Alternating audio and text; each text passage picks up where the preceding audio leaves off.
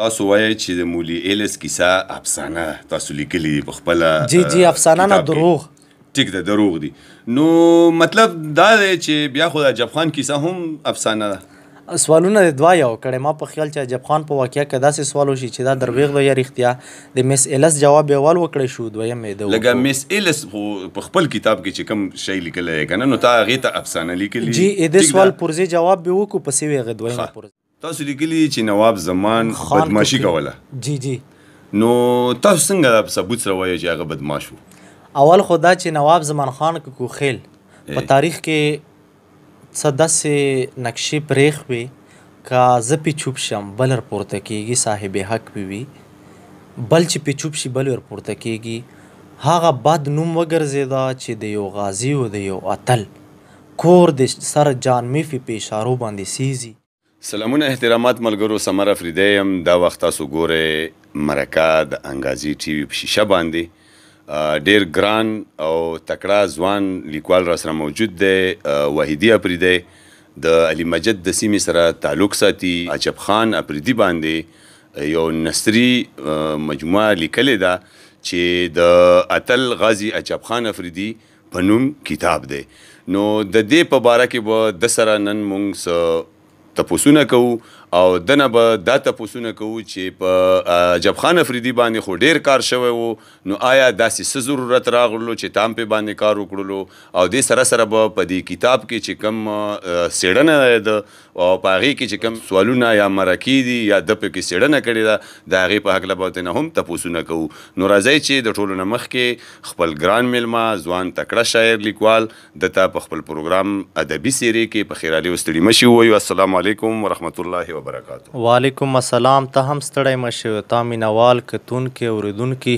او ټول په غور باندې کتونکي او بیا په موږ باندې تنقید کوونکي په دې بابله چې اصلاح شو، موږ تاریخ مسخه شوی تاریخ بیرته ټیک کړو، هغو ته هم په خیرالی ویو. وحیدي صاحب داسې څه ضرورت راغلو چې تاسو په عجب خان افریدي باندې د کتاب په هکله کار شروع کړو، کتاب هم په باندې ولیکلو؟ ډېر محترم سمر صاحب، بنیادي سوال دی. د کتاب ضرورت ځکه راغو چې عجب خان افریدی په پښتنو کې اول خو هغه مقام لري که چیرته د تاریخ د صفحو نه د عجب خان افریدي نوم لرې شي، د باب لرې شي، د موږ سره بیا د حیا ماډل نشته. لکه موږ څنګه په غیرات باندې یادوو، خوشحال بابا یادوو، په تصوف کې رحمان بابا یادوو، همداسې تصوف په جدت باندې په نن ټایم کې هم حمزه بابا یادوو. نو دا بیل بیل عنوانات دي، بابونه دي، د تاریخ دي، داسې د نثر دي، د تحقیقاتو دي. نو په دې باب کې د حیا لوی ماډل نمونه د موږ سره صرف او صرف په پښتون قوم کې عجب خان افریدی دی. نو دې وجې نه په دې باندې کتاب ته اراده وکړه، او کله چې د په باب له موږ مطالعه کوله نو چا ورته ډاکو، چا ورته غل، چا ورته اتل، چا ورته غازي، سړی وی کنفیوز شو چې چا تازه تاریخ ټچ کوله یا وی مطالعه کوله. هغه مجبور شو چې دا سړی خو مخلوط دی، مخلوط ګډ ورته ویل شي چې څنګه دي د په هکله باندې رایه نه قایمې ده چې دله موږ اوس څه مقام بیر کړو. دته غل ویایو، ډاکو ورته وایو، غازي ورته وایو، هیرو قهرمان یاد کو، څه شی ورته وایو. په دې سوالونو په باب لا باندې ما زړه غوښتل چې دغه سوالونو جوابونه زه ورکړم، ځکه یې ورکړی شي چې مطلب اول د ما په ذهن کې درومي د هر د صاحب تنقید، د صاحب تحقیق او د تاریخ د باب د مینوال په ذهن کې ضرورت سي. نو په دې باندې کار وکړو. عجب خان افریدي چې کوم دغه تور مخ په تاریخ کې هغه موږ وغوښتل چې دا تور او باطل مخ یې موږ مسح کړو، خلکو ته وایو چې دا تور او باطل نه دی، دا مخ سپین دی، دا حق دی. دې وجې نه په دې باندې کتاب ولیکلو. وحیدي صاحب تپوسونه به کوو، مرکه چې کوم کتاب لیکلی شوی اتل غازي عجب خان افریدي باندې تاسو لیکلی، کار هم پې باندې کړی، دې کې وی چې کوم تاسو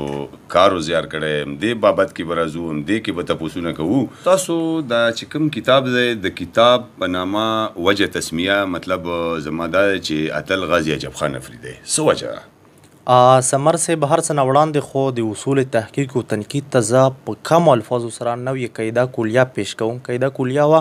خو لفظونه د ما خپل دي. اسم الکتاب ما فی الکتاب، یعنی چې څنګه د کتاب نامه وه هغه څه په کتاب کې وي.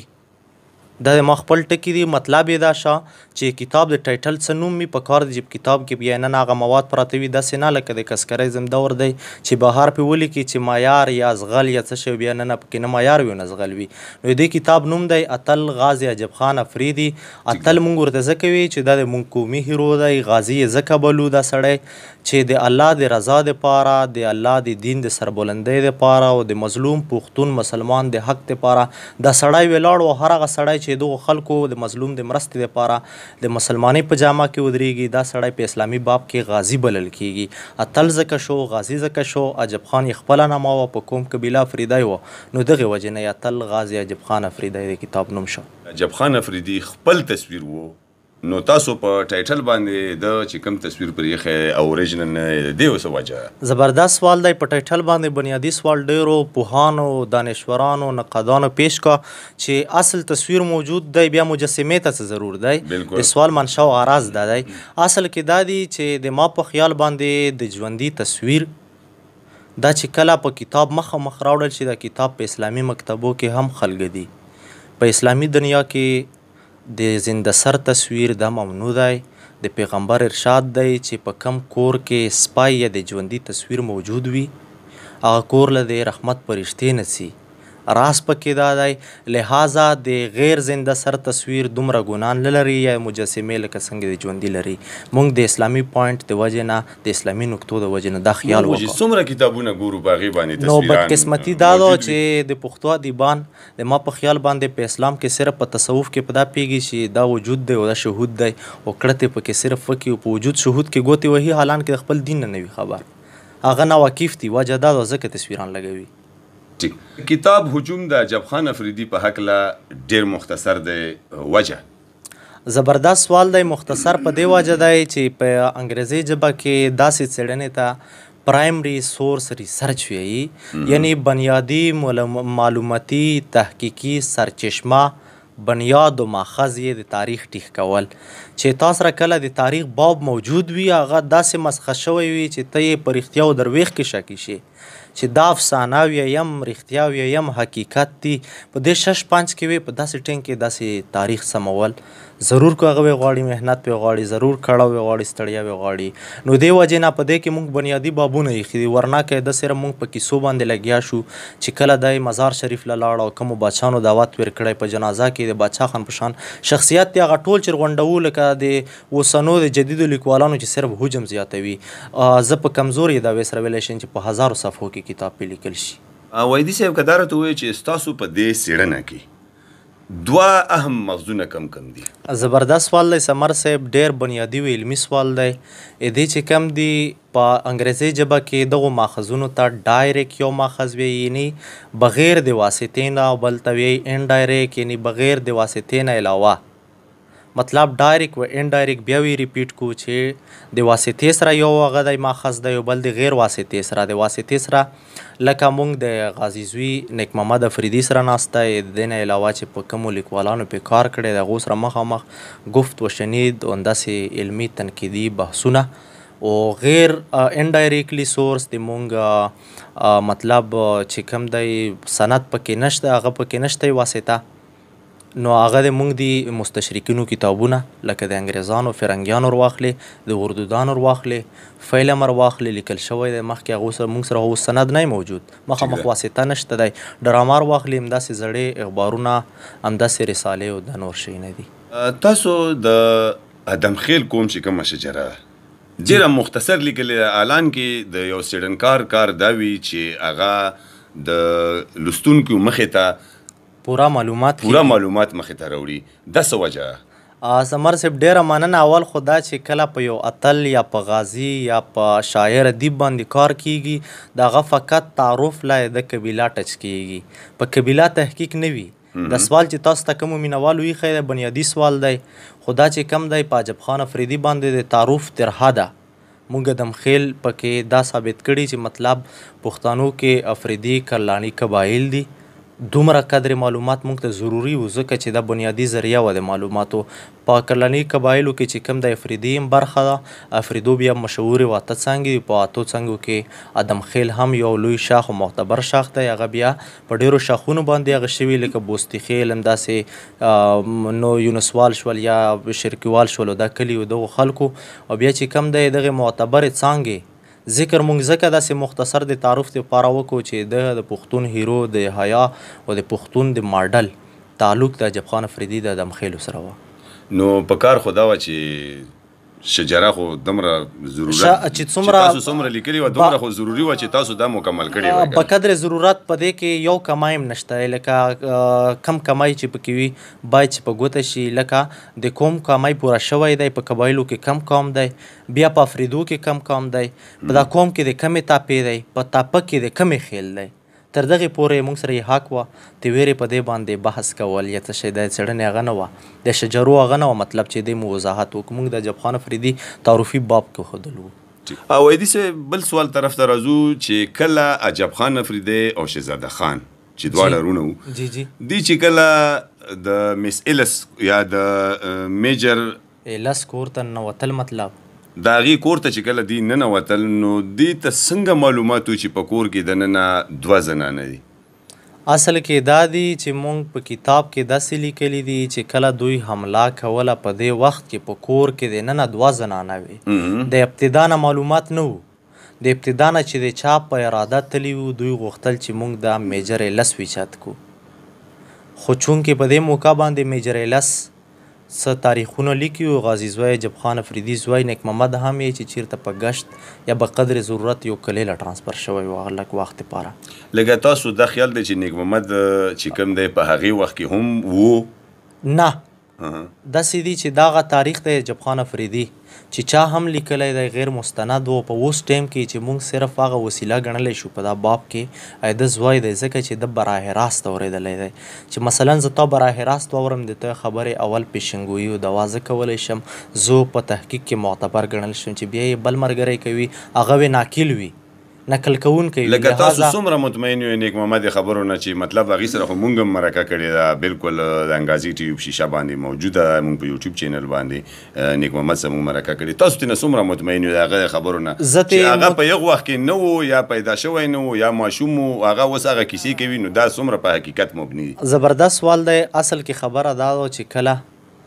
د نیک محمد افریدي اعتماد په هکله وایي چې مطلب موږ څومره بروسه پې کولی شو، څومره یو رښتونی ګڼلی شو. بروسه او هغه پې ځکه کېږي په دې خبرو باندې چې په دې ټایم کې ایلس په کور کې موجود نه و، مطلب میجر ایلس، نو عقل وی چې چیرته وتلی وای. شاید دا سرکاري سړی دی، یو په هغه باندې وای ګرات ورته وي، یا په چاپه وای، یا مطلب دفاعي په هغه کې مصروف وای کارونو کې یا په نورو کارونو کې. نو دی خبره کوي چې په کور موجود نه وه، دته پلار دا خبره کړې ده. و دې نه علاوه د خبره په تایید کې چې کم دی موږ نوره دفاعي هم کولی شو، لکه د بی بي سي څېړنې د صافیه حلیم یا د عمر افریدي هغو چې کومې څېړنې شوي دي غیر مستند دي، خو دوی چې کوم ځای نه ماخذ وي چې ته وي هغه مستشرقینو کتابونه دي، هغو هم لیکلي یو دا خبره. ټیک مولې ایلس چې په باتروم کې وه نو تا ته څنګه پته ولګېده چې مطلب تا ولیکل چې دا په باتروم کې ده؟ داسې خبره ده چې میس ایلس چې کوم دی میس مولی ایلس په دې ټایم کې چې کله هغه په خپله واقعه کې لیکي چې په کام 2 بجې وې د شپې اچانک یو 2 کسه خنجر په لاس راغل. بهرحال اوږده افسانه ده، وروسته بیا موږ رد کړې یو د کیسه زه واقعه هم ورته نه ویم، افسانه ده. نو دې په خپله لیکلي چې ما له کله کسانو در ننوتل نو په خنجري په لاس کې و. په دې ټایم کې صرف مور یې وه او هغه ماشومه نه شول. دا مطلب موږ ماشومه ځکه ورته وایو د مور په نسبت باندې چې مور یې مشره ښځه وه، دا هغې شپې لیک وهل یا څه یې کول، خو فوج یې خبرولو. په دې ټایم کې عجب خان افریدی او شهزاد خان افریدی وی چې دا یو سایډ ته پټه وه. په دې ټایم کې موږ اندازه او دلیل محتاجي دا موږ نیک محمد افریدي ته کولی شو. هغه وی چې یو ټچ باتروم یو اسرای کمرې سره تړلې ورکوټ کې کمره لکه په نن ټیم کې د ټچ بدروم په نامه باندې تعبیریږي. بالکل. نو دا اندازه ده، دا اټکل خبره نه چې بالکل موجود وه. صحیح ده. خو لکه تیرو ورځو کې ما یو کتاب کتلو نو هغه لیکلي وو چې د مولی ایلس یا دغه میجر چې کوم هغه د دې کور کې یو سپی و، د عجب خان افریدي ډېره څارنه کړې وه، هغه یې ځان څه بلد کړی و، هغه ته خوراک اچولو دې موقع. نو دغه باب تاسو نه راوړی؟ زبردست سوال دی. اصل کې ما لکه یو پښتو متل وي، دغه سوال په جواب کې وکړم چې د نه سړي نه جواب وي. مطلب چې سړی نه وي نو ته جواب باید چې ویر نه کې دله وي، ته خپل اصلیت د مقام مطابق سړی جواب ورکوي. څومره کتابونو چې لیکلي اول خو چې کم دي که نه، بی بی سی په نړیواله سطحه باندې د عجب خان افریدي تحقیق او ریسرچ چې شروع شي د میس ایلس د سټورونه راواخله د خپلې لیکنې نه، د خیبر پاس پروګرامونه همداسې د وافي نیوز، د خیبر نیوز، دا ټول درومي غیر مستند څېړنې کېږي. خو په عالمي دنیا کې چې کومه څېړنه په عجب خان په باب قبوله شوه هغه د بی بی سی څېړنه ده چې عجب خان افریدي په نامه باندې کتاب خپور شو چې دوه لیکوالان یو صافیه حلیم او عمر افریدی، دا دواړه د بی بی سی جرنلسټان و، هغو هم دا خبره لیکلې ده. خو د عجب خان افریدی په دې ټیم کې مطلب چې سپي سره بلدیا کوي چې د ثبوت دی چې دا پری پلان شوې ده، د تعلق وو. مطلب دا خبره یې خاندان هم رد کوي که تعلق یې وای. بیا د راوتول یارې په فلم کې چې څنګه رایټرانو وخالیه ده، مطلب په ونو باندې رخیږي، واوړیم په ونو باندې. لکه تاسو مطلب د سپي ذکر نشته، ورګه په فلم کې د سپي ذکر نه کیږي، په ډراما کې نه کیږي، 15 فلمونه په نورو کلمونو کې نه کیږي. صرف یو کتاب چې ولیکي هغه د خاندان هم رد کوي. د ټیک وي لکه ستاسو مقصد دا چې کوم کتاب صفی علیم یا عمر افریدي لیکلی کنه، د نیک محمد چې کومه مرکه موږ سره کړې نو هغه ویلي چې دا داسې کار کړی چې هلته تللی او چېرته لیونیان وو یا بوډاګان وو، وړاندوان وو، هغې ته یې صرف میک نیولی و، هغې نه یې تاثرات اخیستي اعلان کې مرکزي خبره مه کړئ، هغه وله رد کړی، کتاب یې وله غونډ رد کړی. نو دا تاسو منو؟ هغه چې کم رد کړی هغه صرف د لفظونو تر حده هغه کو، خپل د جانشین د عجب خان افریدي په حیث هغه کو. او زه هغه ولنی محقق د مشرانو د صحبت او د ادب د ناستې په وجه باندې ځان بولم چې ما د اتلانو په باب کې څېړنه مستقل اول ځل په پښتنو کې ما رد کړه.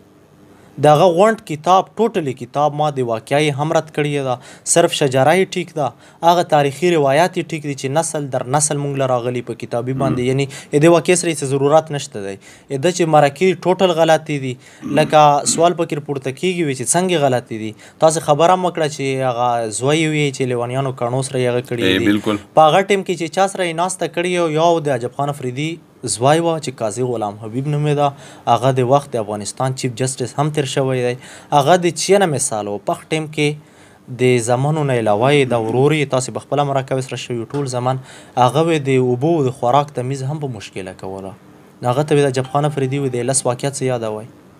تاسو لیکلي چې نواب زمان بدماشي کوله. جی نو تاسو څنګه ثبوت سره وایئ چې هغه بدماش و؟ اول خو دا چې نواب زمان خان کوخیل په تاریخ کې څه داسې نقشې پرېښ وي که زه پې چوپ شم بل ورپورته کېږي، صاحب حق پې وي، بل چې پې چوپ شي بل ورپورته کېږي. هغه بد نوم وګرځېده چې د یو غازي او د یو اتل کور د سر جان میفي په اشارو باندې سیزي. و هغه زه نه ویم، د ما خبرې نه ځکه چې زه نه موجود یم، نه شایم په حیث د محقق زه دا خبره کوم چې البهیر نامې کتاب د کابل چاپ، دویمه د وقاشا مرکه 2021 خیبر نیوز د غازي زوی نیک محمد سره، همداسې د وافي نیوز د شکیل برکی سره، همداسې نور بلا مرکې د 1991 نر واخله تر نن پورې کې د وی چې د ما د پلار کور د سوی دی. بدماش ورته ما ځکه لیکلی دي، زه ورته بدماش ځکه لیکم چې هغه د جرګې په ځای باندې باقاعده دمکې ورکولې. کله چې څوک جرګې له تر غاړې هغه ته دمکې ویایي کنه د اصلاح خبرې وی کوي، چې څوک دمګې غږوي د پښتو د افریدوالو په لهجه کې هغه ته بدماش ویل شي، ځکه ما ورته لیکلي. ټیک، ته وایې چې د تفصیل دپاره د عظیم افریدي کتاب وګورئ. جی ټیک ده که نه، درې ننګیالي وګورئ. جی او دعوا لري چې څېړنه زما صحیح ده، نو دا ولې؟ زبردست سوال دی. ما چې کومه په مقام محل باندې لیکلي دي چې نور تفصیل له د درې ننګیالي د عظیم افریدي وګورو، هغه ما صرف د تاریخي نسخو په هکله لیکلي. لکه تاسو که سوال شاید مخکې رامړو چې څو ټوپکې وي، څو دربینونه وو څو تورې وې دا تعداد ما په خیال باندې دنه مخکې چا نه و لیکلی نو لحاظه موږ په تاریخ کې د تعداد په لحاظ په ده پسې څو واقعیا پسې ویې نه څو واقعي سوالونه پورته کیږي په تحقیق پسې ویې نه څو چې کم موږ ځکه په دې ټیم کې موږ تفصیل د دا معتبر ګڼو چې په ټیم کې دا د پلوټیکلې په یو عهده باندې وه هغه د وخت پولیټیکل و او کمیشنر سرجان میفي او چې کم ایسی و او سره چې کم د ملکانو هغه ټولې لیټرې د کتلې وې نو دې وجې نه که هغه دعوا وکړي چې دومره ټوپکې وې دومره دې وجې نه موږ دا خبره کوو. ویدي صاحب تاسو لیکلي دي چې عجب خان افریدی او شهزاده خان چې کله مولې له بنګلې ته ننوتل نو آیا عجب خان افریدي ته یا شهزاده خان ته دا اندازه نه لګېده چې دا زنانه او مطلب یو پښتون سړی او بیا یو مسلمان سړی دا په ښځه باندې څنګه حمله وکړي نو دا خو موږ د افریدو روایت یا پښتون روایت نه دی څه وایي دومره علمي سوال د ما په خیال په ټوله مرکه کې بنیادي سوال دی اول دا چې الجزاء الاحسان الا الاحسان د ښېګړې بدله ښېګړه وي د بادو بدله وي باد وي اول چې کله سر جان میفي د کمشنر په حکم باندې چې کله یې ولګله چاپه ولګوله اپلیکیشن یې ورته عجب خان په کور باندې په هغه ټیم کې د نرانو بېزتي کړي یو که د ښځو د ښځو یې کړي یو د بدلې په تور پښتون سړی بدله نه معافوي هغه که په هر صورت کې شي د پښتو حق دی او د پښتون حق دی چې هغه بدله اخلي دویم دا خو مونږ یو الزامي جواب وکړو چې په هغې باندې یو بعضې محققین دا هم وایي چې دا جذبتي جواب دی سوال دی چې کله د حملې حالات وي په کم ځای باندې یرغل کیږي حمله کیږي په دې ټیم کې دا تمیز ډېر مشکل وي انسان ته بلکې ناممکن وي چې نر اوچتول دي یا نر د ووژله یا هغه په روان جنګ کې دا پاته ډېره په مشکل لګیږي نو دې وجې نه دا ښځه داسې هغه شوې ده دریم جواب یې موږ دا هم کولی شو چې خپله بدلا شو یو جواب یې دویم چې کم دی دا پته نه لګېږي چې ممکن دی یا نه دی دریم موږ دا ویو چې دا ښځه چې کم دا